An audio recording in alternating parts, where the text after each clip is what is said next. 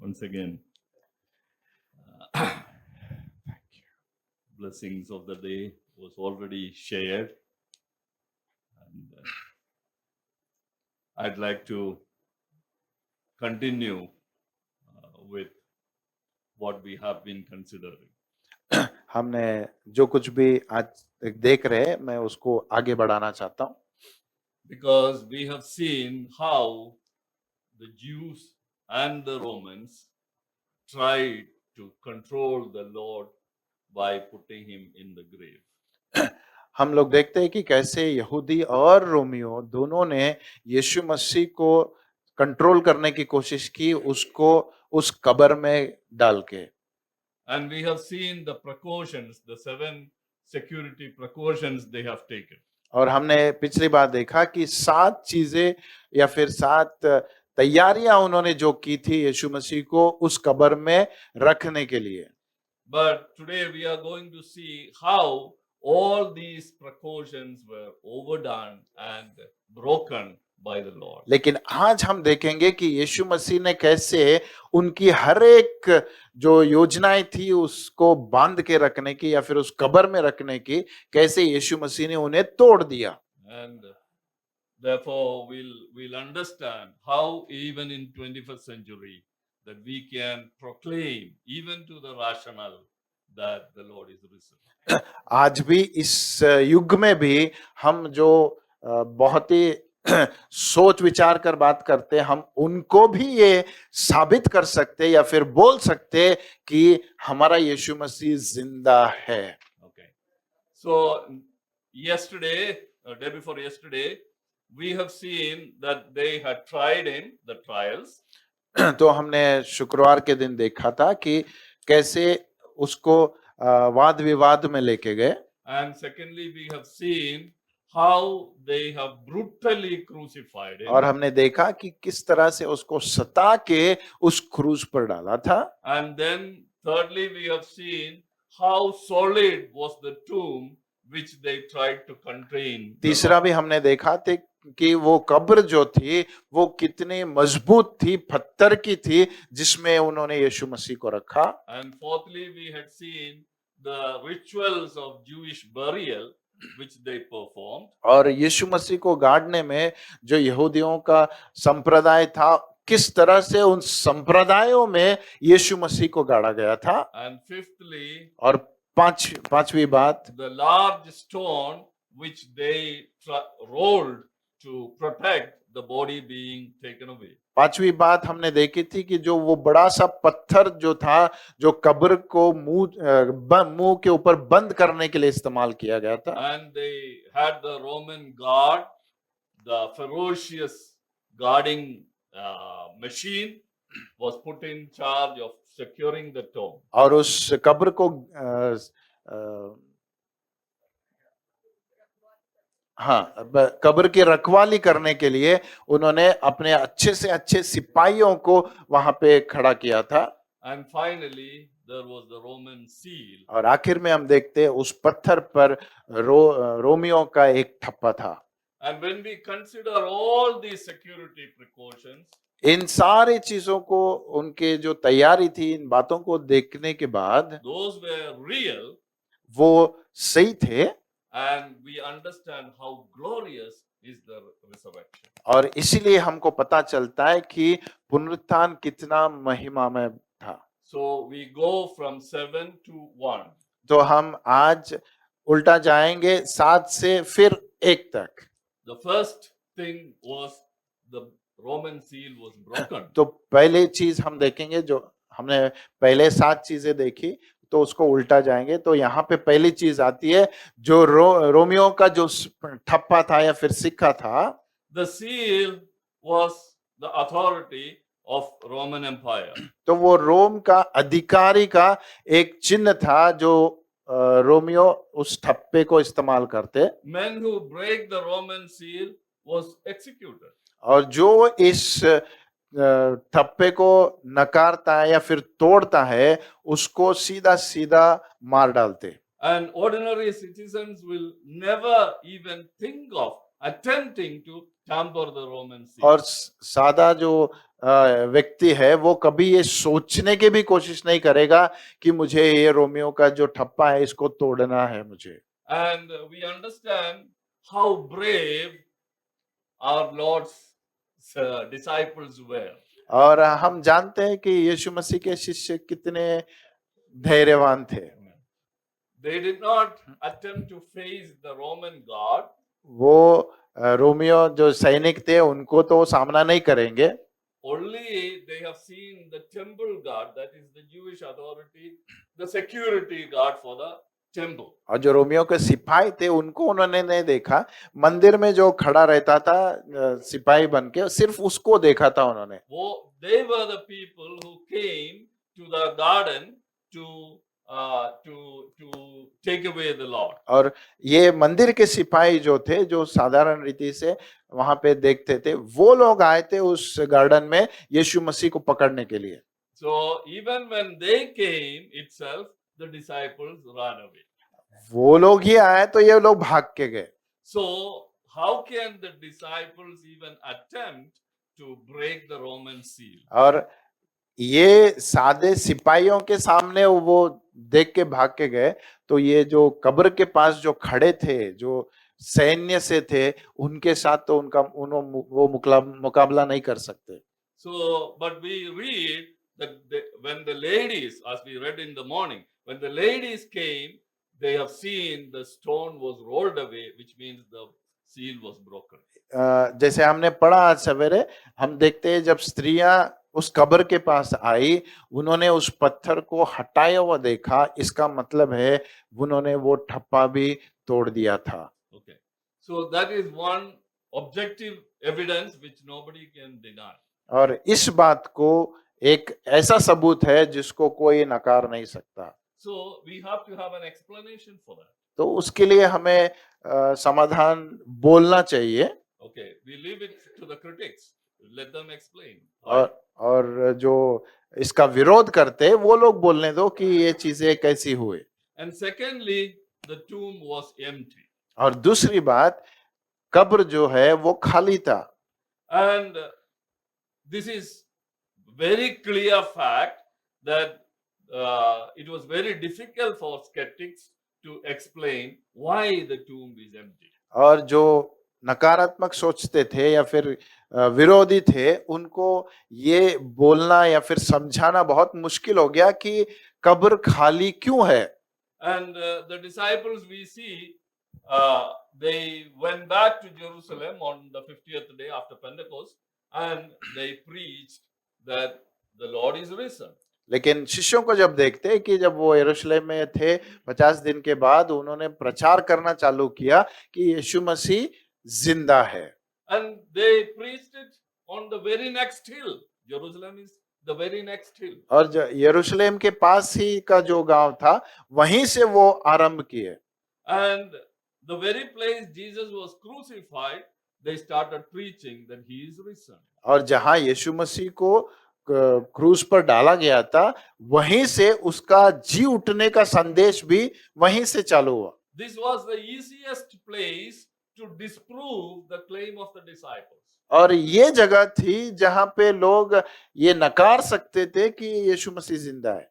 So it is not like something happening in Pune and then the preaching happens in Sholapur. ये ऐसी बात नहीं है कि कोई घटना पुणे में घटी और हम आके इसको शोलापुर में प्रचार कर रहे हैं। It is not like that something happens in Sholapur railway station and then the preaching happens here. Not even that much. वो इतना भी दूर नहीं था कि स्टेशन में कुछ हो जाए और उसकी बात यहाँ पे होती It was रहे। closer than that. ये इससे भी नजदीक था ये स्थान। So that Jerusalem was the last place where you can preach a lie on the resurrection. और यरूशलेम ही शायद ही वो आखिरी स्थान होगा जहां पे आप एक झूठ को प्रचार करेंगे कि यीशु मसीह जिंदा है। Historian Dr. Paul Meyer makes this statement. Paul मायर जो इतिहासकारक है वो ऐसे कहता है। He says Jerusalem is the last place to start Christianity if Jesus' tomb was not empty. अगर यीशु मसीह का कब्र खाली नहीं होता तो यरूशलेम उसके प्रचार के लिए आखिरी स्थान होता। So not only in the Gospels, even in secular writings of a historian like Josephus of first century, they have mentioned that the tomb was empty. और पुराने और कई सारे इतिहासकार ये उन्होंने अपने किताबों में लिखा है, अपने पढ़ाई में लिखा है कि वो कब्र जो है वो खाली ही था। So this also need to have an explanation. What happened to the body of Christ? तो इसको भी बताना या समझाना जरूरी हो जाता है कि यीशु मसीह के देह को क्या हुआ। And we understand that the Jewish authorities bribed the Roman guards to tell a lie that it was stolen. और हम देखते हैं जब ये सिपाही जाके उन अधिकारियों के पास जाके बोले कि यीशु मसीह नहीं है वहां पे, तो उन्होंने उनको पैसे देके एक झूठी कहानी बोलने के लिए उत्तेजित किया था। So we understand Jews, Christians and Romans, they were never friendly. यहूदी, क्रिस्ती और रोमियो ये कभी एक दूसरे का साथ नहीं देते थे। And all of them was trying to give an explanation for the fact that the tomb is empty. लेकिन ये तीनों लोग कोशिश कर रहे थे कि कैसे भी करके ये कब्र खाली क्यों है उसका कोई कहानी बताए, ऐसी कोशिश थी उनकी। Christians said he resurrected. जो ख्रिस्त विश्वासी थे वो कहने लगे यीशु मसीह जी उठा है। And the Romans said it was stolen. The body was stolen. Romeo कहते थे शिष्यों ने आके उसको चुरा लिया। And the Jews also said the body was stolen. और यहूदी भी उनके साथ मिलके ये कहने लगे कि शिष्यों ने आके उनके यीशु मसीह के देह को चुरा लिया। So one of these should be the truth. इन तीनों में कोई तो एक सच होना चाहिए। And I quote Dr. Habermas, who studied resurrection. I told you previously. हमने हेबरमस उस व्यक्ति के बारे में पढ़ा था जिसने 40 साल सिर्फ पुनरुत्थान के बारे में पढ़ाई की थी। And he makes a comment like this. वो ऐसे कहता है, In the 80s, nobody believed that the tomb was empty except the evangelicals like us. Okay, जो विश्वासी थे उनको छोड़ के जब यीशु मसीह के बाद 80 साल हो गए, वहां पे उस स्तर पर कोई विश्वास नहीं कर रहा था कि यीशु मसीह जिंदा या फिर कब्र उसकी खाली है। And what I meant is 1980s. Critical scholars never believed that the tomb was empty. Only evangelical Christians believed. Okay, Till 1980s. यीशु मसीह के बाद का 80 ने 1980 में जब पढ़ाई हो रही थी तो कोई विश्वास नहीं कर रहा था कि यीशु मसीह जिंदा है। सिर्फ जो विश्वासी थे, जो यीशु मसीह को स्वीकार किए, सिर्फ वो विश्वास करते कि वो जिंदा है। But he says, but today 70 to 80% of critical scholars, they are not Christians, they believe that the tomb in which Jesus was buried was empty in the first century itself. लेकिन आज अगर देखेंगे तो 70 से 80% जो लोग ये साबित करने के लिए कि यीशु मसीह जिंदा नहीं है पढ़ाई किए, लेकिन वो लोग विश्वास करते हैं अभी कि यीशु मसीह जिंदा है। They don't say Jesus is risen, they say the tomb was empty. वो ये नहीं कहेंगे कि यीशु मसीह फिर से जी उठा, लेकिन कब्र खाली हो गया ये वो मानते हैं। So it must have an explanation. तो इसका भी जवाब होना चाहिए। And we read what we read in the morning from Matthew 27 and Mark 16. We read that the large stone was moved. हम देखते हैं मत्ती उसका 27वां अध्याय और मार्क 16वें अध्याय में कि कैसे पत्थर को हटाया गया था। And if we take Mark 16, please read verse 3. Mark 16 उसका 3रा वचन अगर पढ़ेंगे, The ladies are worried. They say, who will roll away the stone for us? तो वहां पे देखते हैं स्त्रियां जब कब्र के पास जा रही थी तो बातें करते जा रही थी, या फिर उनकी चिंता ये थी कि कौन हमारे लिए पत्थर हटाएगा। And in 4 we see that when they came there, they have seen that the stone is rolled away. लेकिन 4थे वचन में जब आते हैं, जब वो कब्र के पास आए तो वो ये देखते कि पत्थर हटाया गया था। So Luke also is talking about this. He says they have seen that the stone is rolled away. और लूक भी इसके बारे में लिखता है कि पत्थर हटाया गया था। So John also, 2011, John says that the stone was moved. यूहन्ना 20वां अध्याय 11वां वचन वो भी कहता है कि पत्थर हटाया गया था। So a stone as big as 1.5 to 2 tons is moved. We need to have an explanation. तो इतना बड़ा पत्थर जो 1.5 से 2 टन का जो वजन है, उस पत्थर को कैसे हटाया गया, इसका जवाब भी देना है। And then the fourth point we notice is that the Roman guard were not there when they came, when Mary came. और जब The ये guards were स्त्रियां not. आई तो हम लोग देखते हैं वहां पे रोमियो के जो सैनिक थे वो वहां पे नहीं थे। So why did they run away? There has to be an explanation. क्यों वो सैनिक भाग गए, इसका भी जवाब हमें चाहिए। And when we consider the potential danger that a soldier will face if he is deserting his security post, और we, अगर सैनिक जो है अपना जो कर्तव्य छोड़ के भाग जाता है तो उसे भी ये पता था जो पनिशमेंट या फिर जो दंड उसको मिलेगा उसको पता था। will somebody read Acts chapter 12, 19? प्रेरितों के काम उसका 12वां अध्याय 19वां वचन। प्रेरितों के काम उसका 12वां अध्याय 19वां वचन। हेरोदेस ने पतरस की खोज कराई हम्म। और जब उनका कहीं भी पता नहीं चला तो उसने पहरेदारों की जांच पड़ताल करने के बाद उन्हें प्राणदंड देने का आदेश किया। So this happened when Peter escaped from the prison. He did not escape. God let him out of the prison. तो ये बातें तब हुई जब हम देखते हैं कि पतरस को जब जेल में डाला गया तो परमेश्वर ने भूकंप लाके एक देवदूत को भेज के पतरस को उस जेल से निकाला था। उस समय की घटना है। So Herod is seeing that Peter escaped. तो हेरोद देखता है कि अभी पतरस जेल में नहीं है। So who is to be punished? और किसको उसका जवाबदारी लेंगे या फिर किसको उसका दंड देंगे? The person in charge. जो पहरेदार था, जो उस जेल की देखभाल कर रहा था, He वो is not सिपाही। going to fine him for 100 rupees. He is going to cut his throat off. वहां पे कोई फाइन नहीं देते उनको, लेकिन उनका सर काट देते। Romans followed the same principle.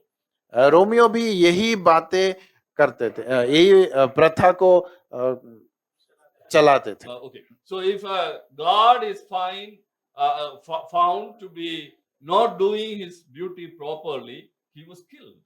अगर एक सिपाही अपना काम नहीं कर रहा है तो सीधा सीधा उसको मार ही डालते हैं।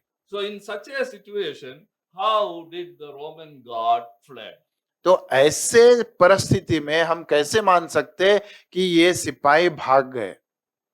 So we need to have an explanation for that. हमें इसके बारे में जवाब फिर से ढूंढना पड़ेगा। And the fifth, we find the grave clothes. और पांचवी बात हम देखते हैं कि यीशु मसीह पे जो कपड़े से यीशु मसीह को जो लपटा हुआ था उसके बारे में। And when the women reached there, they have seen that the clothes were there. और जब ये स्त्रियां वहां कब्र के पास आई तो वो देखती है कि वो कपड़े वहां पे थे जिससे यीशु मसीह को लपटा गया था। Peter and John have seen it and they have described it. पतरस और यूहन्ना ने अंदर जाके वो कपड़ों को उन्होंने जांच के देखा है। John talks about it in chapter 20. यूहन्ना 20वां अध्याय में यूहन्ना उसके बारे में लिखता I है। will not read that because of time limitation. And हम पढ़ेंगे नहीं। and what we see there is that the head, the cloth that covered the head was separate, and the other cloth was separate. जो शरीर को लपेटा गया था वो कपड़ा अलग था और चेहरे या फिर सर को जो कपड़ा लपेटा गया था वो अलग था। So somebody, when suppose the disciples or the Romans have come to steal the body off, why should they leave the cloth there? अगर कोई आके यीशु मसीह के देह को चुरा के लेके जा रहा है तो वो कपड़ों को क्यों छोड़ के जाएंगे? For example, if I want to steal this phone, will I take care to remove the cover and take the phone and go? अगर मुझे ये फोन चोरी करना है तो क्या मैं उसका कवर निकाल के फिर उसके अंदर का फोन लेके जाऊंगा? Is there a pickpocket who will take only money and then leave the person go? अगर कोई जेब कतरा हो तो क्या वो पर्स में का सिर्फ पर्स में का अंदर का निकाल के पर्स ऐसे ही रखेगा? No, when somebody is stealing, they are worried. They'll only try to escape as soon as possible. तो कोई चोरी जो कर रहा है या फिर लेके जा रहा है तो वो ये सब बातें नहीं सोचता है, जो भी है साथ में लेके जाएगा वो। So if they want to steal the body, they won't trouble themselves by taking off the clothes, leaving it there, and taking only the naked body. अगर कोई चोरी कर रहा है तो वो ये नहीं सोचेगा कि मुझे कपड़ा निकाल के रखना है और फिर एक नंगे देह को लेके जाना है, ऐसी बातें वो उसके दिमाग में नहीं आएगी। So there has to be an explanation why there was the grave clothes. तो इसका भी हमें समाधान चाहिए अगर ये प्रश्न होगा। And sixth point is the छठा appearances. छठा है पढ़ने Appearances, the eyewitnesses. ओके, जो गवाह थे उनके बारे में। And we read last time from 1 Corinthians 15 that it is not just one person. और पिछली बार हमने देखा पहले कुरिन्थियों उसका 15वां अध्याय में कि ये गवाह सिर्फ एक नहीं है। And there were individuals mentioned. एक यहाँ पे गवाहों को एक व्यक्ति के रूप में भी दर्शाया गया है And a group like apostles. और एक झुंड जो शिष्यों की तरह है। And then there was 500 people at और the एक time. बड़ी सी भीड़ जो 500 से भी ज्यादा लोग एक बार यीशु मसीह को देखा था। So you need to have an explanation why so many people claimed that they have seen the risen Lord. तो हमें सवाल ये उठता है कि या फिर जवाब हम उसमें ढूंढने लगते हैं कि इतने सारे लोग सभी मिलके ये क्यों विश्वास कर रहे कि यीशु मसीह जिंदा है और उन्होंने उसको देखा था। And these people also were different kinds of people. और ये लोग भी एक तरह के नहीं, सब अलग अलग लोग थे। And ladies, as we read in the morning, they came alone in the morning. और जो स्त्री गवाह थे वो सवेरे सवेरे आए थे उस कब्र के पास। And there were the disciples walking on the Emmaus road. It was evening. और दो शिष्य जो इमाउस के उस रास्ते पे जा रहे थे वो शाम का समय था। And the disciples inside the room, that also was a different place, but inside, and it was a group of 11 people. Sorry, 10. और शिष्य जो थे वो भी एक कमरे में जब थे तो वो 10 लोग थे। And the 500 mentioned is somewhere else in a gathering. और 500 की बात जब होती है पहला कोरिन्थियों 15वें अध्याय में, वो कहीं और जगह पे थी जहां बहुत बड़ी सी जगह थी और बड़ी सी भीड़ थी जहां यीशु मसीह को देखा गया था। And another thing to be noticed, as we read in the morning, women were the first witnesses. और जैसे हमने पढ़ा आज सवेरे कि स्त्रियां जो है वो पहले गवाह थे यीशु मसीह के पुनरुत्थान के। Both Jews as well as Romans did not accept the legal validity of female testimony. उस समय भी ये माना नहीं जाता था कि महिलाएं जो कहती है वो सही है। But it is not like that now, yeah. Okay, in a court of justice today, both man and woman's witness is taken with equal weightage. लेकिन आज जब समय बदल रहा है तो स्त्री और पुरुष का दोनों को गवाह माना जाता है। But it was not like that on those days. लेकिन उन दिनों में बहुत कठिन था। So if the disciples wanted to cook up a story that Jesus is risen and somebody has seen, they'll never say women have seen. अगर शिष्यों को ये कहानी भी बनानी थी कि यीशु मसीह जिंदा है तो वो कभी स्त्रियों को आगे करके ये नहीं कहते कि स्त्रियों ने पहले देखा।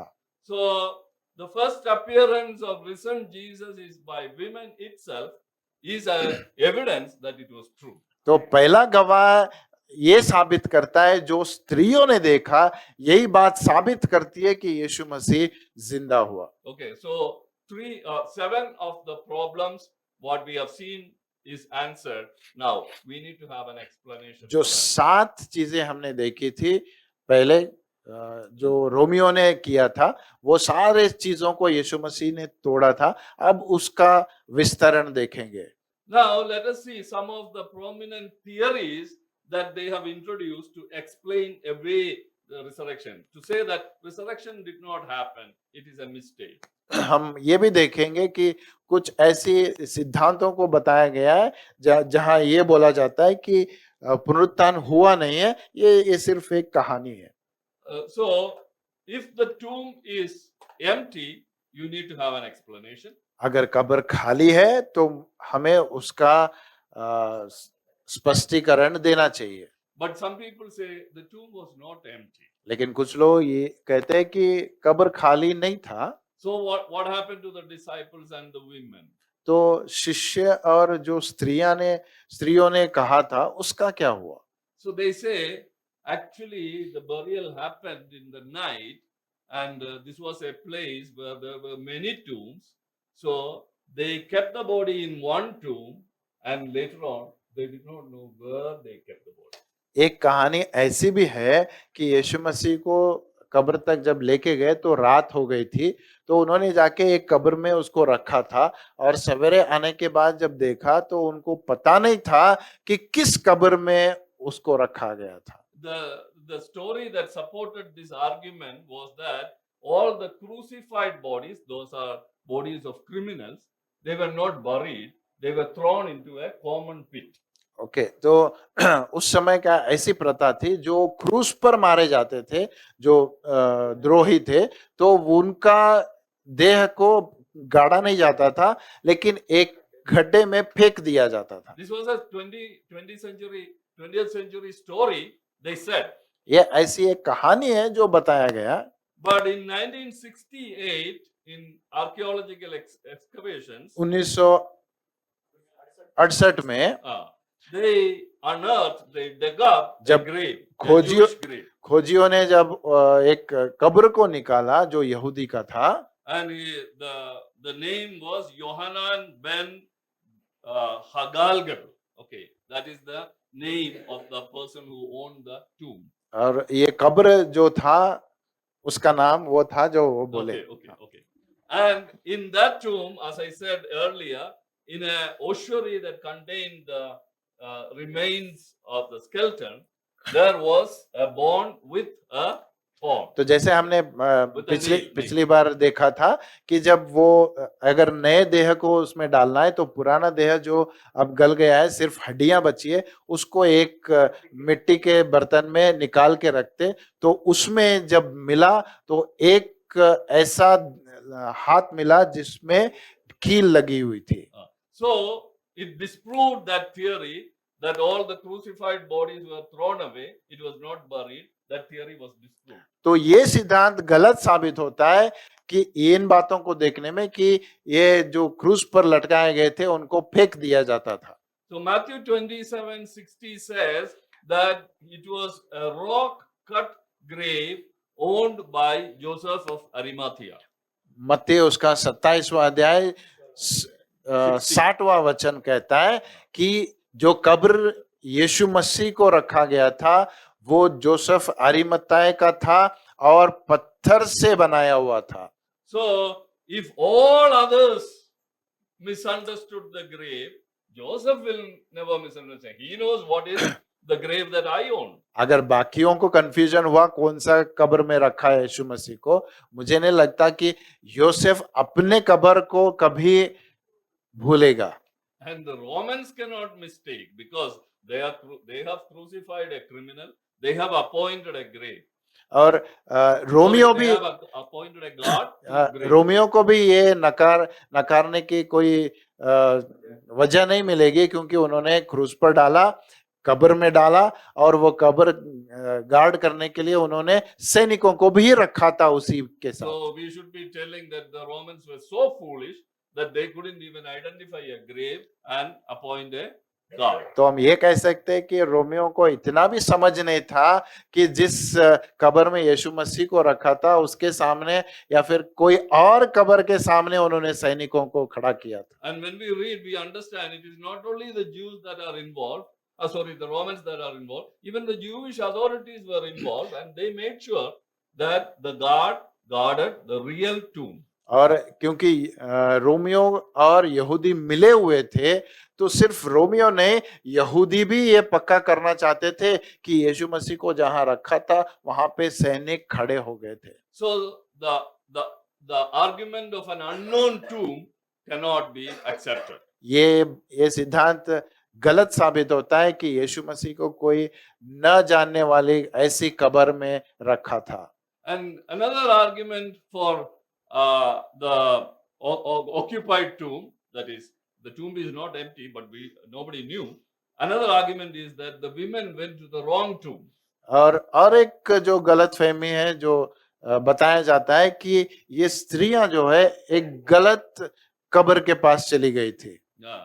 And this also ignores all the evidences. ये भी बाकी सब स्पष्टीकरण को गलत साबित करती है। Because the women, they were going with the spices, they knew where they have to go and what has to be done. ये स्त्रियां जब जा रही थी तो यीशु मसीह के देह को द्रव्य लगाने के लिए पूरी तैयारी के साथ जा रही थी। इसका मतलब है वो जानती थी किस कब्र में यीशु मसीह है। So it is not women who are appointed for salary. These are disciples who actually wanted to do the last ritual to Christ's body. ये कोई किसी और ने इनको नियमित नहीं किया था, ये शिष्य लोग हैं या फिर शिष्यों के साथ रहने वाले लोग हैं जो आखिरी जो विधि जो करना था उनको वो करने के लिए जा रहे थे। So they cannot mistake. They did not go to the wrong tomb. उनको गलतफहमी नहीं हो सकती और गलत कब्र के पास वो जा नहीं सकते। And the third theory they introduce is that this is all legend. Nothing happened. Story were cooked up after some time. कुछ एक और सिद्धांत है जो कहता है ऐसा कुछ भी नहीं हुआ, ये कही कहानी है, So they सोची say, हुई कहानी they है। say even the disciples did not believe all these things. Later on, Christians cooked up the story of resurrection. वो कहते हैं कि शिष्य भी इन बातों को नहीं मानते, लेकिन बाकी बाद में विश्वासियों ने ऐसी कहानी बनाई। But when we read 1 Corinthians 15, Paul is writing, this happens in AD 55 or 56. First 1 कोरिन्थियंस 15. पहला कोरिन्थियों उसका 15वां अध्याय में जब पढ़ते हैं तो वहां पे पॉल कुछ ऐसी बातें बताता है जो यीशु मसीह के बाद 56 सालों के बाद की बातें हैं। ये AD 55 or 15 is only probably 20 years after the death and resurrection of तो Christ. वहां पे देखेंगे अगर यीशु मसीह और ये 55 सालों का गैप देखेंगे तो सिर्फ 20 साल का अंतर है उसमें। Which means AD 55, Jesus might have died AD 30. So the first account that we find in 1 Corinthians 15 was written in AD 55. So it was only 25 years of gap. तो हम देखते हैं कि यहाँ पे समय बहुत लंबा नहीं गुजरा। यीशु मसीह शायद एडी 30 या फिर 33 में जब वो मर गया तो उसके बाद जब पॉल लिखता है तो 55 साल में लिखा है, तो वहां का अगर अंतर देखेंगे तो 20 साल का फर्क है उतना ही। And what does he say in that statement? और उस समय में पॉल क्या कहता है? He says that let us go to 1 Corinthians 15. पहला कोरिन्थियों उसका 15वां अध्याय में जाएंगे। He says, I handed over to you what I received. वो कहता है जिसको मैंने पाया है या फिर प्राप्त किया है, मैं उन चीजों को तुम्हें सौंपता हूं। So people who study ancient literature, they unanimously accept that this was the way in which creeds were formed in first century. तो ये जो इतिहासकारक है जब ये इन बातों को पढ़ते वो कहते हैं ये सही प्रकार है जब कोई अपने ज्ञान को किसी और को सौंपता है See, और उसको एक नियम जैसे बनाता है। look at 15:3. For one- I delivered to you as of first importance what I also received. 15वां अध्याय 3रा वचन Theme, पढ़ना। yeah. मैंने आप लोगों को सबसे पहले हम्म, वो विश्वास सौंप दिया है जो मुझे प्राप्त हुआ है। जो मुझे प्राप्त हुआ था मैंने आपको सौंपा है। अर्थात धर्मग्रंथ के अनुसार मसीह हमारे पापों के लिए मरे। Okay. So it is about the death and resurrection of Christ. Paul is saying, I received and I pass on to you the same thing. यीशु मसीह के क्रूज पर मारे जाना, उसके पुनरुत्थान के बारे में पौल यहाँ पे कह रहा है, जैसे मैंने प्राप्त किया वैसे मैंने तुमको बांट दिया। And when we read Galatians, we understand that Paul approximately traveled to Jerusalem around AD 35. और हम देखते हैं कि पौल अपने जो जो जो After his conversion, he Ah. went first to Arabia and then to Jerusalem. It is written in Galatians. जब पौल का दर्शन होता है यीशु मसीह के साथ, वो पहले अरेबिया गया, फिर उसके बाद में जेरूशलेम गया। And he says, there I met the disciples. तो वो कहता है मैं शिष्यों को पहले नहीं मिला, इन सालों के बाद मैं शिष्यों से मिला। So this must have happened around 35 AD. तो ये यीशु मसीह के बाद 35 साल में शायद हुआ होगा। So no, not यीशु मसीह के बाद, AD. हाँ, Sorry. यीशु मसीह के बाद।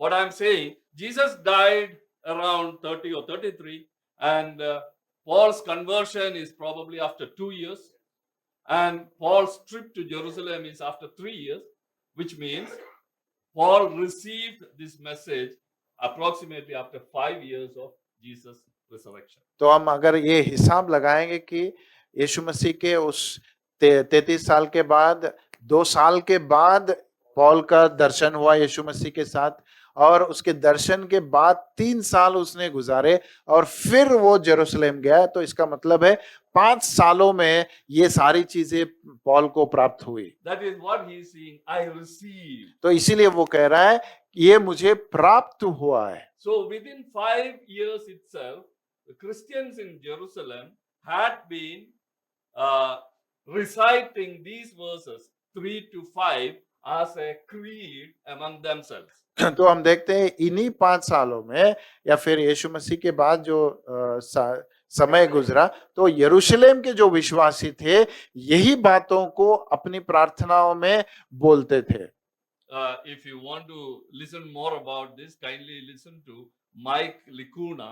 He has a YouTube speech on this, very informative. अगर इसके बारे में और जानकारी चाहिए तो माइक लिकुना जो YouTube पे है, आप उसको सुन सकते हैं। So he says this is the earliest evidence of the risen Christ. तो यहाँ पे वो कहता है कि ये सबसे पहला गवाह है यीशु मसीह के पुनरुत्थान होने के। And Gospels were written in much later. जो सुवार्ताएं हैं वो बहुत सालों के बाद लिखी गई। So 5 years is not a time to develop a legend. तो 5 सालों में कोई इतनी बड़ी कहानी नहीं बना सकता। So this developed in Jerusalem itself. ये यरूशलेम में से ही चालू हुआ था। Which means, इसका suppose something happened in Sholapur in 2020. अगर हम कुछ ये सोचेंगे कि 2020 में शोलापुर में कुछ हुआ, and now it becomes a legend. और अब वो एक बड़ी सी ऐसी कहानी बनेगी। That never happens. वो ऐसे नहीं हो सकता। Legends are developed after hundreds of years. तो जो कहानियां बड़ी बड़ी बनती है वो उसको बनने में सालों लगते हैं। So this legend theory is not acceptable. तो ये सिद्धांत भी गलत हो जाता है कि ये कोई बड़ी सी कहानी है। And some people say the resurrection was not physical, it was only spiritual. कुछ लोग कहते हैं ये जो पुनरुत्थान है वो शारीरिक रूप में नहीं था लेकिन आत्मिक रूप में था। So they say, even some Catholic priests say, I have talked about this with some Catholic priests. They say by resurrection, what we understand is that the disciples of Jesus became very brave, as if Jesus is alive, and they started speaking. That's all. तो कुछ लोग ये सिद्धांतों में जो हमारे Catholic भाइयों fathers है या फिर जो प्रचार करते हैं वो लोग ये कहते हैं कि यीशु मसीह के बारे में नहीं, ये शिष्यों के बारे में है कि उनमें एक ऐसी विश्वास आ गई कि यीशु मसीह जिंदा है, तो वो अपने आप को यीशु मसीह की तरह बर्ताव करने लगे। So they say physical resurrection is not important. The power of that feeling overpowered the disciples, and they felt that Jesus actually was resurrected. तो ये लोग ऐसे कहते हैं कि शारीरिक तौर से यीशु मसीह जिंदा नहीं हुआ, लेकिन वो सोच जो थी पुनरुत्थान की, उनमें वो ताकत लेके आए कि ये सोचने लगे कि यीशु मसीह जिंदा है और हमें हमारे जीवनों में काम करता है। But we see that they have actually touched him, they have spoken with him, walked with him, and he even shared his meal with him. तो जैसे हम लोग पढ़ते हैं, यूहन्ना कहता है हमने उसको छुआ, उसको देखा, उसके साथ बैठ के हमने खाना भी खाया है। So and he even the disciples had this feeling. They were hesitant to touch him, thinking that he is ghost. पहली बार जब यीशु मसीह उनसे मिला तो उनमें भी ये डर था या उसको छूने में हिचकिचा रहे थे, क्योंकि वो सोचते थे ये कोई आत्मा है। So he said, "Come touch. Does ghost have a body like तो mine?" इसलिए यीशु मसीह ने उनको साबित किया कि बुलाया, बोला मुझे छू के देखो, आत्माओं को शरीर नहीं होता है। So it was physical resurrection. तो इसलिए हम ये जानते हैं कि ये जो पुनरुत्थान है ये शारीरिक ही है। So the theory of spiritual resurrection is also not तो acceptable. ये सिद्धांत भी गलत साबित होता है कि ये पुनरुत्थान सिर्फ आत्मिक है, शारीरिक नहीं है। Another theory is a hallucination theory. दूसरी एक और सिद्धांत है, एक पागलपन की सिद्धांत है। And they say when you want to experience something and when you long for it, it is possible that you may think that it actually happened. ये सिद्धांत ऐसे कहता है, जब आप किसी चीज के लिए बहुत ही उत्तेजित होते हो और उसी के बारे में सोचने लगते हो तो आपको लगने लगता है कि वो हो रहा है। But this does not happen with ordinary people. तो ये साधारण लोगों के साथ नहीं होता है। Psychologists say that only particular kind of people have hallucinations. मनोवैज्ञानिक कहते हैं ये पागलपन कुछ लोगों को होता है, साधारण लोगों को नहीं होता है। Usually people with paranoia or schizophrenia. Okay, जो भी बीमारी है सिर्फ उनको होता है। Okay, those are mental issues. जिनको थोड़ा दिमाग का problem, Only such people will have hallucination of that kind. Chemical launch होता है। Yeah. And we also see that hallucination can never occur to a group of people together.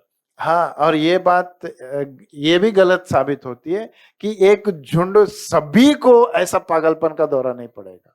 And we see all these people who claim to have witnessed Christ, they were not sleeping at that time. They were actively doing something. हम लोग देखते हैं ये लोग जो ये कह रहे थे या फिर बोल रहे थे कि हमने यीशु मसीह को देखा, ये सो नहीं रहे थे, ये जागरूक थे, दिन का काम करते थे और स्वाभाविक रीति से अपना जीवन गुजार रहे थे। So the idea of hallucination also is not acceptable. तो ये सिद्धांत भी गलत होता है कि ये कोई पागलपन का सोच है। So even if they say the tomb was not empty, all these explanations are for the tomb that is not empty. ये The body सारी is already there. ये सारे विशेषताएं जो हम देख रहे हैं, ये एक पॉइंट का है जो कहता है कि कब्र खाली नहीं था। The other option is that the tomb was empty. और दूसरा ऑप्शन हमें मिलता है कि कब्र खाली ही था। And if that is so, what could be the possible explanation? अगर वो सही है तो उसका स्पष्टीकरण कैसे करेंगे? That is where they say they introduce the theory of stolen body. तो वहां पे शुरू हुआ कि कब्र खाली साबित कैसे करना है, तो ये बोलने लगे कि शरीर को चुराया गया।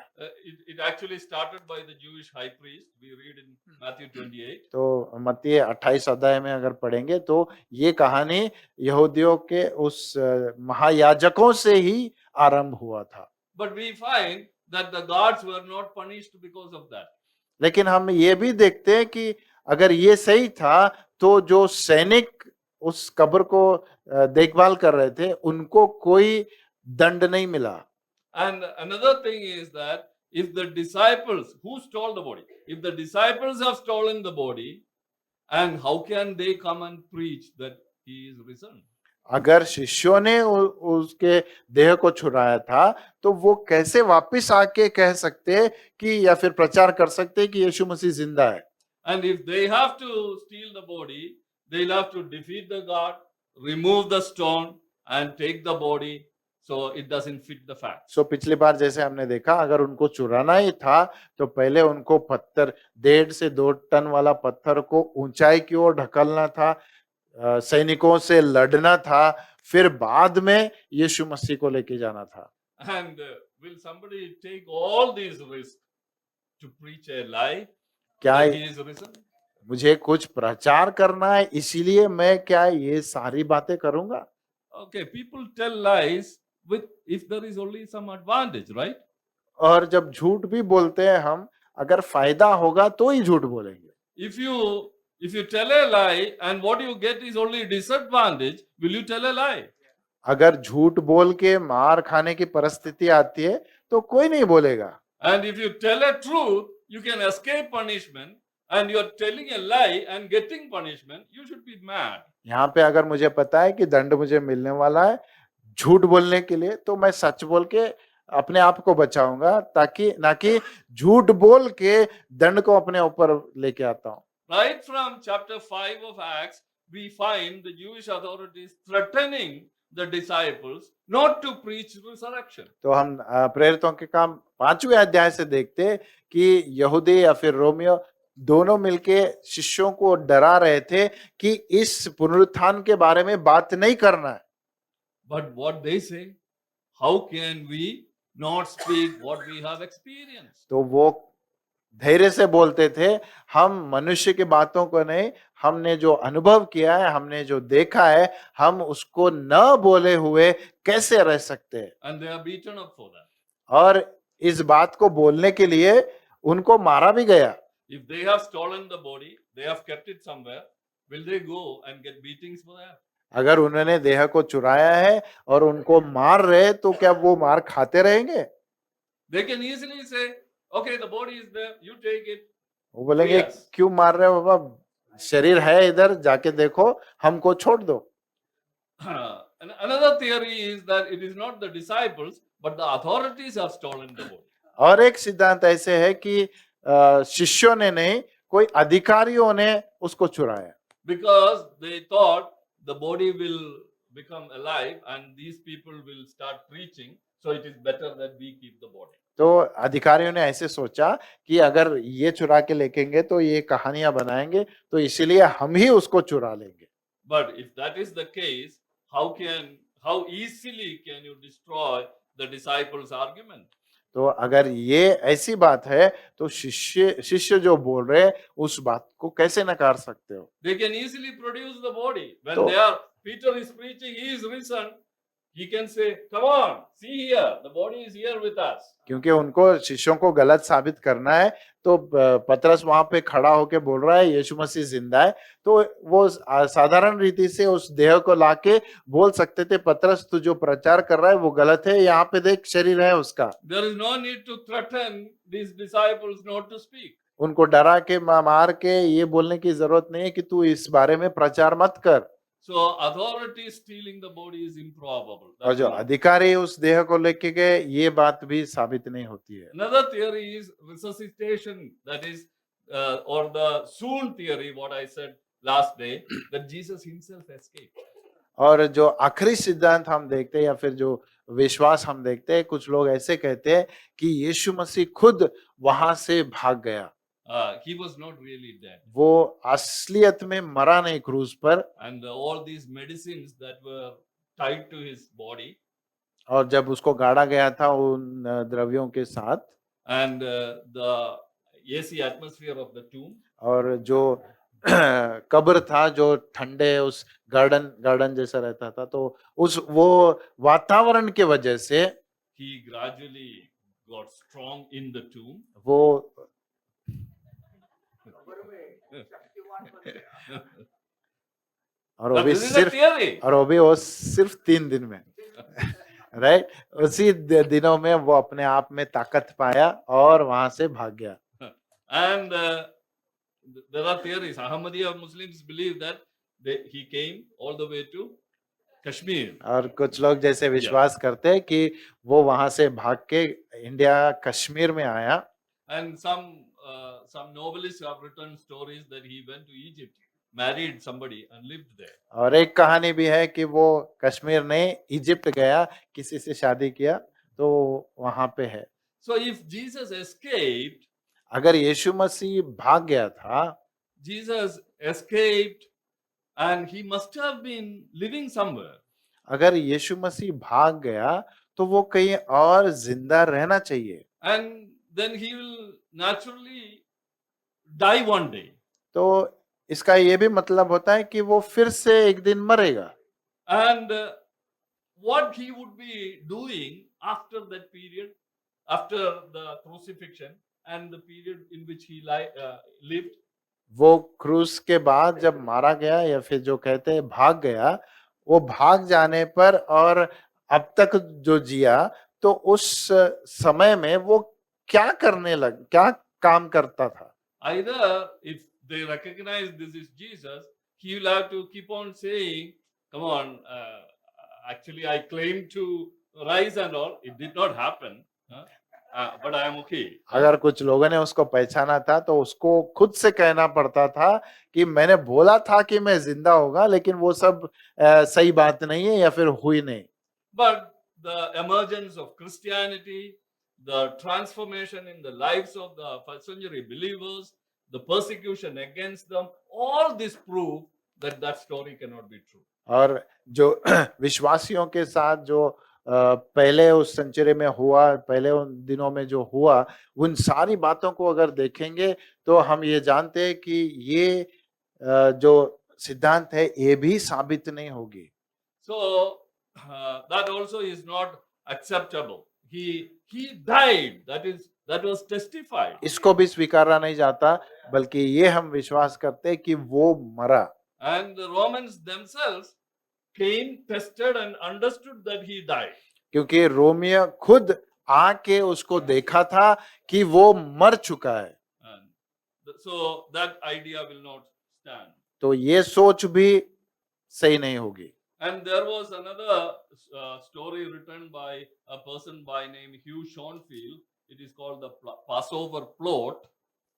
एक और कहानी एक व्यक्ति ने लिखा, उसने कहा जो आखिरी जो पर्व था पासओवर का, उसमें उन्होंने एक कहानी या फिर योजना बनाई थी। He said that Jesus actually understood that he is not going to come back to life, so he cooked up a story in association with Joseph of Arimathea and acted like all this. It is worth. It is not worth wasting our time on that. तो कुछ लोग ऐसे कहते हैं कि पर यीशु मसीह ने पहले ही जोसेफ अरिमत्या जिसका कब्र था उसके साथ मिलके कुछ योजनाएं बनाए, तो ऐसी बातों पर हम ज्यादा ध्यान नहीं देंगे और अपना समय बर्बाद नहीं करेंगे। So there is no other explanation that is fitting to explain that Romans killed him and that he was seen by many people and that he was preached in Jerusalem and that people started believing in Jerusalem itself. The first congregation started from the people who have seen the death of Christ. इन सारी बातों को देखेंगे, यीशु मसीह को मारा गया था वो जिंदा हुआ और उसके बारे में प्रचार भी हुआ। कहाँ से? जहां पे उसको मारा गया था, और कई सारे लोगों ने उसको देखा, उस पर विश्वास किया। इन बातों को नकारा नहीं जा सकता। So Jesus actually physically died and was rose again on the third day. तो ये सारी बातों को देखेंगे तो हमें आखिर में ऐसे देखने को मिलता है कि यीशु मसीह सच में उस क्रूज पर मारा गया था, गाड़ा गया था, और तीसरे दिन वो जिंदा हुआ। So if that is the case, अगर ये बातें हैं what is our response? तो हमारा परिक्रिया क्या है? प्रतिक्रिया, सॉरी, So, प्रतिक्रिया क्या? Yeah, we'll discuss on that and conclude this session. आखिर में हम हमारा प्रतिक्रिया देखकर इसको खत्म करेंगे। So, the resurrection of Jesus leaves some important responsibilities with us. यीशु मसीह का पुनरुत्थान हम पे कई सारी जवाबदारियां डालता है। So, we'll look at three aspects of resurrection. तो हम इस पुनरुत्थान के 3 विषयों को देखेंगे। One is the uniqueness of resurrection. पहला, जो पुनरुत्थान है वो अपने आप में एक अलग सा एक कार्य है। Yeah. And second, the necessity of resurrection. और दूसरी बात, पुनरुत्थान की जरूरत क्या थी। And third, the urgency of resurrection. और तीसरी बात, पुनरुत्थान इतना जल्दी क्यों होना था, इस बात का भी हम ध्यान करेंगे। And uniqueness of resurrection. तो पहले देखेंगे ये अपने आप में अलग क्यों है। And resurrection of Jesus is unique because of who he is. तो पुनरुत्थान अपने आप में अलग इसलिए बनता है क्योंकि यीशु मसीह जो है उसके वजह से उसका पुनरुत्थान अलग बनता है। Jesus is the Son of God, Yeshu and Masih because of that, resurrection is unique. यीशु मसीह परमेश्वर का पुत्र है, इसलिए उसका पुनरुत्थान विशेष बनता है। Jesus claimed to be the Son of God right from the beginning of his ministry. यीशु मसीह आरंभ से ही अपने आप को परमेश्वर का पुत्र कहता था, आरंभ से। And religious leaders right from the beginning was opposing this idea. और आरंभ से ही जो पंडित थे या फिर सदूसी और फरीसी थे, उसका विरोध करते थे। But when we come towards the end, people who see his death testify that he was Son of God. और जो आखिर में हम देखते हैं, जब जिन्होंने यीशु मसीह को उस क्रूस पर मरते हुए देखा, उन्होंने भी गवाही दी कि ये परमेश्वर का पुत्र है। Mark 15:39, the soldier is saying, mark 15 और उसका 39, truly this man was the Son of God. वो गवाह देता है, जो भाला उसके बाजू में मारता है, वो कहता है सच में ये परमेश्वर का पुत्र था। He has seen the suffering on the cross. उसने उसको उस क्रूस पर तड़पते हुए या फिर अपना शारीरिक रूप में जो his death on the cross. उसके मौत को देखा है। He did not see the resurrection.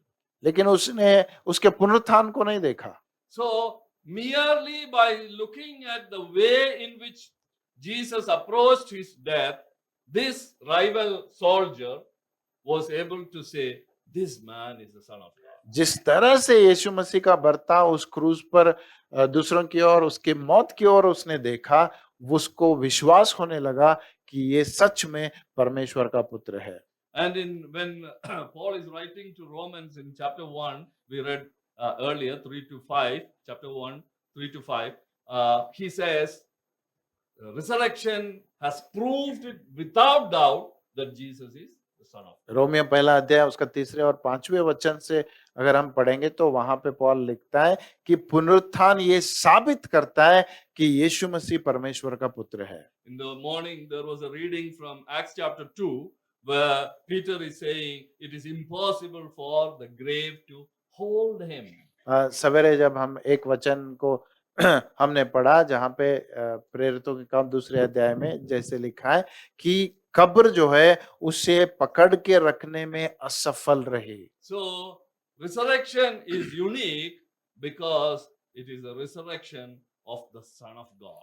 पुनरुत्थान अपने आप में एक विशेषता है क्योंकि ये परमेश्वर के पुत्र का पुनरुत्थान बन गया। And resurrection is unique because of the purpose of the death that preceded the resurrection.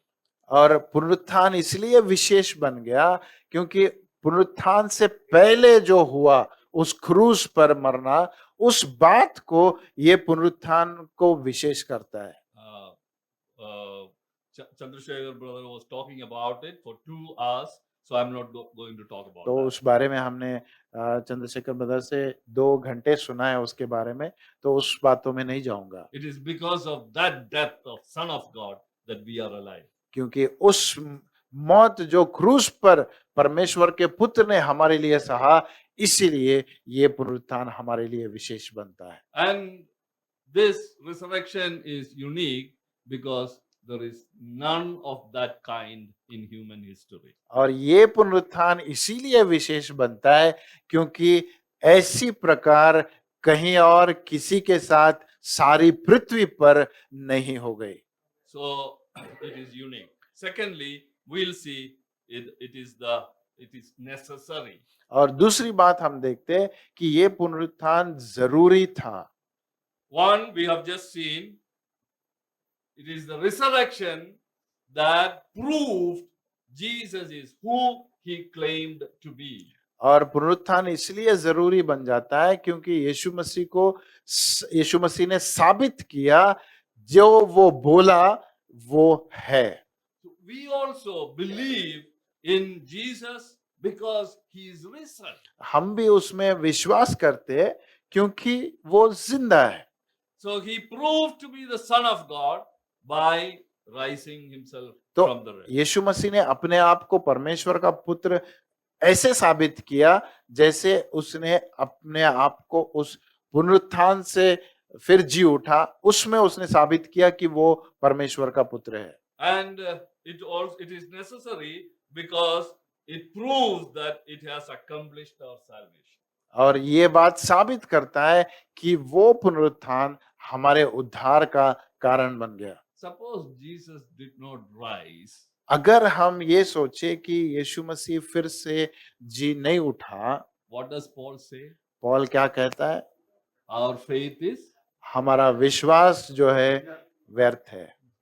So which means because he has risen, our faith has grounds. तो इसीलिए जैसे पौल कहता है क्योंकि वो जिंदा है इसीलिए हमारा विश्वास दृढ़ है। So we say, I am saved, my salvation is secure. It is a fact.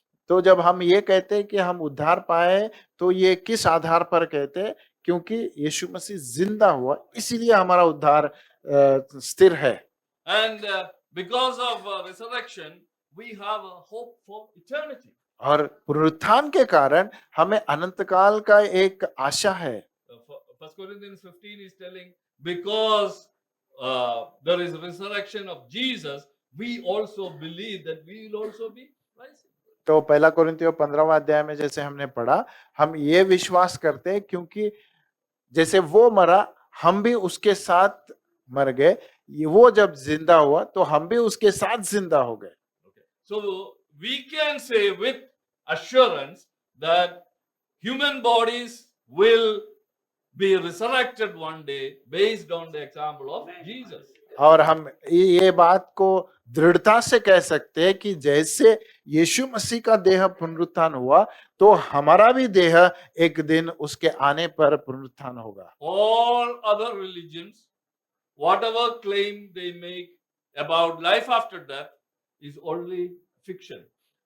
और बाकी जो सिद्धांत हैं, जो विश्वास है, जो जीवन के बाद की बातें करते, शायद वो सोचने के काबिल है, वो कहानियां हो सकती है, It is only speculation. वो सोच हो सकती है सिर्फ। They believe like that. वो विश्वास करते हैं वो अपनी तरीके But से। when we say no, the dead will rise, if somebody says, on what basis? लेकिन जब हम कहते हैं कि हम मरे हुए हैं तो भी हम जिलाए जाएंगे, तो अगर प्रश्न पूछा जाए किस आधार पर, We say there is a historical तो हम incident. कहेंगे हमारा आधार यीशु मसीह है. And another one which makes resurrection necessary is that resurrection fulfills biblical prophecy. और ये पुनरुत्थान होने का एक और कारण भी है, क्योंकि पुनरुत्थान होने का एक भविष्यवाणी को पूरा करता है. We find in Psalm 16:10, David is talking about an event. Psalms के 16वां अध्याय 10वें वचन में वहां पे लिखने वाला ऐसे लिखता है, That is, David is writing.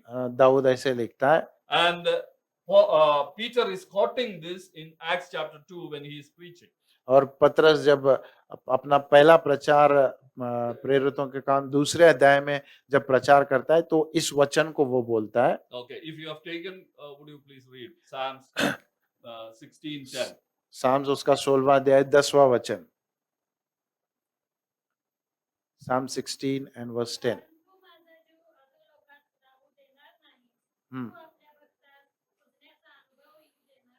Yes. Yeah, that's it, correct. Okay. Marathi that is. Hindi में पढ़ लेना एक बार. हाँ. तू मेरे प्राण को अधोलोक में न Yes. क्योंकि तू मेरे प्राण को अधोलोक में छोड़ेगा नहीं अपने पवित्र भक्त को सड़ने दे। और अपने पवित्र भक्त को सड़ने देगा. And in Acts chapter 2, when Peter is explaining, he is telling, did David say this about himself? और पतरस जब प्रचार कर रहा है तो उसको समझा के ये पूछता है प्रश्न, क्या जब दाऊद लिख रहा था तो क्या उसने अपने बारे में बोला? Our answer is no, because David died. और क्योंकि वो उसका उत्तर नहीं रहेगा, क्योंकि दाऊद मर गया और उसकी And कब्र his है. tomb is now among us. That's what he is saying. उसका कब्र हमारे बीच में है. But this was a prophecy. तो ये बात जब दाऊद बोल रहा था, वो एक भविष्यवाणी कर रहा That था, was about Jesus. और वो यीशु मसीह के बारे में That था. is what he is telling in Acts chapter 2. और यही बात वो 27. प्रेरितों के काम 2 अध्याय में 27. 27 वचन में कहता है. So resurrection fulfilled biblical prophecy. तो पुनरुत्थान जो है, जो भविष्यवाणी थी, उसको पूरा किया. So it was necessary. तो इसलिए ये जरूरी था. And it is a necessary element of our faith, I have already said. तो हमने ये देखा कि ये क्यों जरूरी था, क्योंकि ये हमारे विश्वास का आधार है. Okay, now finally, the urgency. और आखिर में देखेंगे ये पुनरुत्थान इतना जल्दी क्यों होना था. No. It is what is our urgent response from us? That is what it is. Okay. Urgency of our response. Okay, तो पुनरुत्थान के लिए हमारा बहुत ही क्या बोलते हैं, जो प्रतिक्रिया हमारी है वो कितनी जल्दी हो सकती है. So resurrection demands an urgent response from us. पुनरुत्थान जो है हमारी ओर से बहुत एक जल्द प्रतिक्रिया अपेक्षा करती है. Do you know who is the first witness of resurrection? आपको पता है कौन है जो पहला गवाह है इस पुनरुत्थान का? Okay, think once again and tell, because this is something it is already known to us. Think once again and tell me. या स्त्रियां पहले गवाह है, ये बात हम जानते हैं, लेकिन थोड़ा सोच के देखो कौन रहेगा पहला गवाह. The soldiers. हाँ, स्त्रियों आने से पहले जब देवदूत आया तो पहले गवाह थे जो सैनिक वहां पे थे. Did they believe? क्या उन्होंने विश्वास किया? What happened? क्या हुआ? They decided to turn the truth for a couple of 100 rupees or something. Yeah. उनके सामने जो पुनरुत्थान हुआ, उन्होंने विश्वास नहीं किया, बल्कि उसको एक और कहानी में कुछ फायदे के लिए उन्होंने बदल दिया. So the fact of resurrection doesn't mean that it will influence people.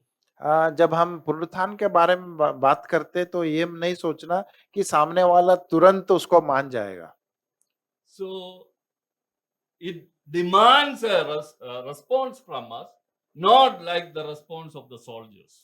जब पुनरुत्थान का संदेश जाता है तो वो हमारी ओर से एक तुरंत प्रतिक्रिया अपेक्षा करता है, उस सिपाहियों की तरह नहीं, But like the disciples, लेकिन शिष्यों की तरह।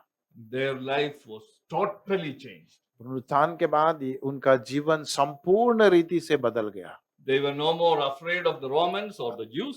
अभी वो लोग रोमिया या फिर यहूदियों से उनसे कोई डर नहीं था उनको। Before that, they used to ask, when you come back in the kingdom, shall I sit on your right? पहले पूछते थे, जब तू वापस आएगा तेरे राज्य में तेरे बाजू का कुर्सी मेरे लिए रहेगा। But now they don't ask that question. लेकिन अब पुनरुत्थान के बाद जब उनको समझ में आया तो ऐसे प्रश्न वो नहीं पूछ रहे। They are willing to suffer for the truth. अभी वो कुर्सी नहीं पूछ रहे, बोलते तेरे लिए हम दुख उठाएंगे। They were not frightened. वो डर नहीं गए। And the Romans tried to frighten Peter, it is said, by telling him, we are going to crucify you. कहा जाता है कि रोमियो ने पतरस को डराया, अगर तू ऐसे प्रचार करेगा तो तुझे भी क्रूस पर डालेंगे। And what did he say? Please don't do. क्या पतरस पहले जैसा I will not do that again. बोला कि नहीं ऐसा मत करो, ऐसा मत करो? What did he say? उसने क्या कहा? You go ahead, but don't crucify me just like my Lord. I am unworthy. So if you are to crucify, crucify, but crucify me upside down. तो हम देखते हैं कि उसका जब समय आया, जब उसको बोले कि तुझे भी हम क्रूस पर डालेंगे, तो वो पीछे नहीं हटा पहले जैसे कि मैं वापस जाता हूं या फिर मुझे वो पता नहीं है। अब बोला आगे बढ़ो, मुझे भी क्रूस पर डालो, लेकिन मैं इसके योग्य नहीं है कि मैं अपने प्रभु के मानिंद क्रूस पर डाला जाऊं, लेकिन मुझे उल्टा उस क्रूस पे डालो। Yeah. So resurrection we have seen is a reality. अगर इन सारी बातों को ध्यान में कर रखेंगे तो पुनरुत्थान जो है एक सच्चाई है। An honest rational cannot ignore the facts and disprove or right away resurrection. एक सच्चाई को ढूंढने वाला इन सारी बातों को जब देखेगा तो इसमें से कोई भी चीज को वो नकार नहीं पाएगा। But anybody who takes it merely as a fact does not get the benefit of it. और जो सिर्फ इसको एक कहानी जैसा, एक इतिहास के जैसा जो सुनते हैं, इस संदेश को लेते, तो उनके जीवन में ये बातें कोई इफेक्ट नहीं करेगी। But for those who have taken it as a matter of faith, लेकिन जिन्होंने इसको विश्वास का विषय मान कर लिया है, like people like us, जो आज हम यहाँ बैठे जो है, जो ये विश्वास करते हैं, God is expecting a similar transformation in our lives. तो परमेश्वर भी हमारे जीवनों में इसी तरह का, शिष्यों में जैसे बदलाव हुआ उसी तरह का बदलाव हमसे चाहता है परमेश्वर।